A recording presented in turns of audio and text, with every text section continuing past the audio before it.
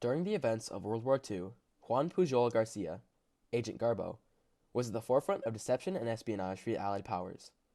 Inspired by his hatred for the Nationalist Socialists, or Nazis, and everything they stood for, Agent Garbo became a double agent for Britain and led a campaign of deception and false information, coming to a climax in his critical role in coercing German troops away from the beaches of Normandy in anticipation of the Allied invasion on D-Day.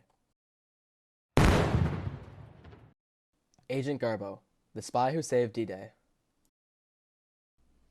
Juan Pujol García was born on February 14, 1912, to a conservative Catholic mother and a socially liberal father in Barcelona, Spain. Pujol's political beliefs were instilled in him early in his childhood as, like his father, Pujol began to take on a heavily anti-war, apolitical sentiment.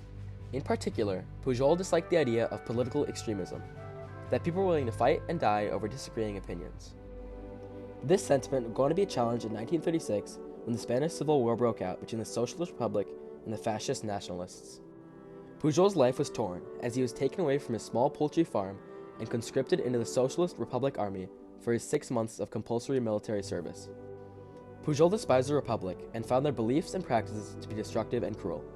So during a minor battle, Pujol defected to the nationalist side in hopes for a better life for himself and his family. Instead, Pujol found that he despised the views of the fascist nationalists, equally or even more so than those of the Socialist Republicans. The Nationalists entered Madrid on March 28, 1939, officially ending the Civil War. But for Pujol, an even greater threat was rising in Europe. I yearned for justice. From the medley of tangled ideas and fantasies going round and round in my head, a plan slowly began to take shape. I must do something practical. I must make my contribution to the good of humanity. The end of the Spanish Civil War, paired with the rise of Adolf Hitler in Germany in 1939, left Garcia with a bitter disdain for both fascism and communism, and by extension, Nazi Germany. Pujol decided that he would make his mark on the war spying for the British, viewing them as a bastion of the values that he believed in. However, Pujol would go on to contact the British embassy in Madrid 3 times without success. Offering no experience or connections, the British simply could not see what a former poultry farmer could do for them in terms of espionage. Frustrated, Pujol decided that if he could not help the British, he would instead attempt to hinder the advances of the Nazis. Pujol created a fake backstory in which he was a pro-Nazi politician in Spain who was preparing to travel to London on a diplomatic mission. The Germans, desperate for any intel on Britain, arranged for Pujol to meet with one of their agents to be vetted and eventually trained in the ways of German espionage. Once verified, Pujol was provided a basic spy kit including money, invisible ink, and a German codebook. Pujol's mission, described by his British case officer Thomas Harris, was as follows. In England, he would seek as much information as possible and try to recruit sub-agents whom he could leave behind when he had to return.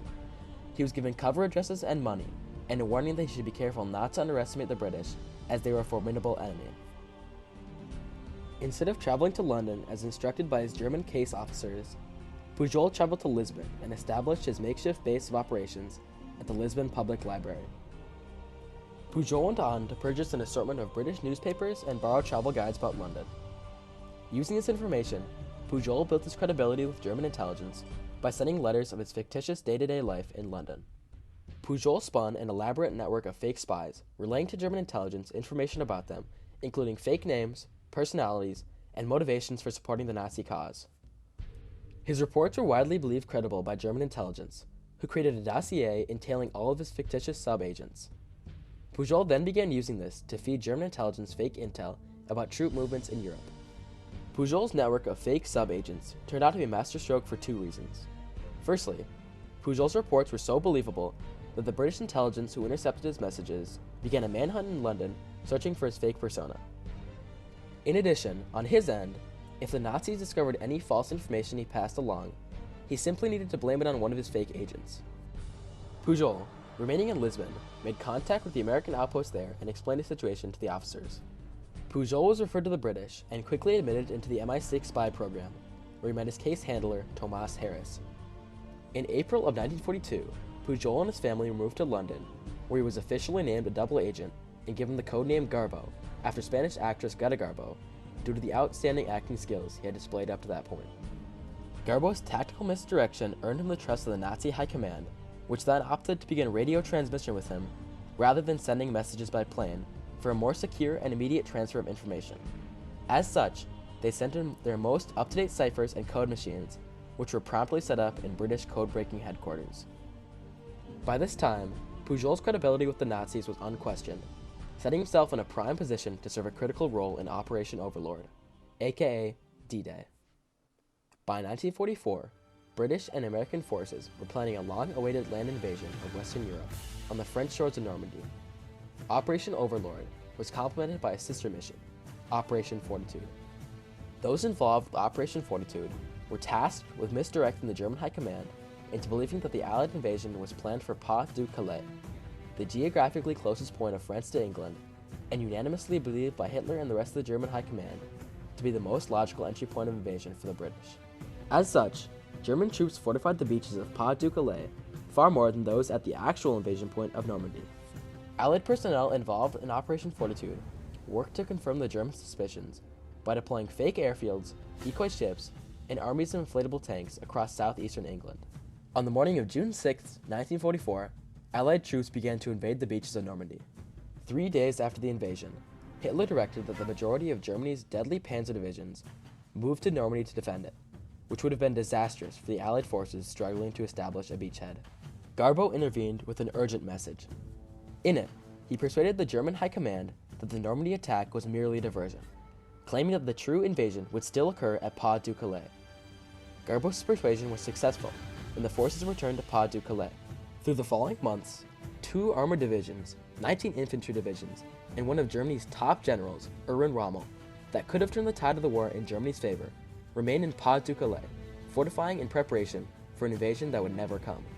Juan Pujol Garcia's contributions to the Allied war effort were clear. He successfully kept German troops tied up at Pas-de-Calais long enough for the Allies to send more troops and supplies into France during Operation Overlord. This invasion was key to the Allied victory in World War II. On the British side, Pujol is awarded one of the most excellent order of the British Empire, the highest military order one can receive in Britain. Meanwhile, for the Germans, D-Day only served to strengthen their faith in Pujol, awarding him the Iron Cross for his outstanding contributions to the war effort. This made Pujol the only man in World War II to receive high honors from both sides of the war, and solidified him as one of the most prominent double agents in history. Furthermore, a post-war examination of German records revealed that Pujol supplied no fewer than 62 intelligence summaries to the German High Command during this period. In addition, the Germans paid him $1 million by today's standards to support his network of 27 fictitious agents. After the war, Pujol faked his death and moved to Venezuela with his family, where he lived the rest of his life while writing his memoir. Pujol's role in the Allied war effort certainly contributed towards their victory that formed the world as we know it today. World War II had a profound impact on the world, and its aftermath saw 2 of the major world powers, the United States and the Soviet Union, approach the task of rebuilding Europe in different ways. The United States, through the Marshall Plan, offered economic aid and assistance to European countries, with the aim of promoting democracy and capitalism. The Marshall Plan helped to spur economic growth and reconstruction in Europe, and the countries that participated in the program saw significant improvements in their standard of living. On the other hand, the Soviet Union saw the rebuilding of Europe as an opportunity to spread communism and strengthen its sphere of influence. The Soviet Union implemented state-run central planning in the countries under its control and nationalized industries, leading to widespread economic hardships. The Soviet Union's approach to rebuilding Europe resulted in the division of the continent into 2 distinct spheres of influence, with Western Europe aligned with the United States and Eastern Europe aligned with the Soviet Union. The differing approaches to rebuilding Europe by the United States and the Soviet Union laid the foundation for the Cold War, which would dominate international relations for the next several decades. The legacy of the differing approaches to rebuilding Europe after World War II can still be felt today, particularly in the ongoing conflict in Ukraine. The war in Ukraine can be seen as a continuation of the larger struggle between the West and Russia for influence in Europe. The West, led by the United States, has been providing economic and political support to Ukraine as it moves towards a more democratic and market-oriented society.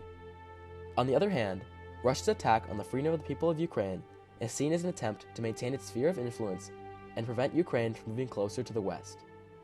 The war in Ukraine is a reminder that the tensions between the West and Russia that were forged in the aftermath of World War II continue to shape the geopolitical landscape of Europe today.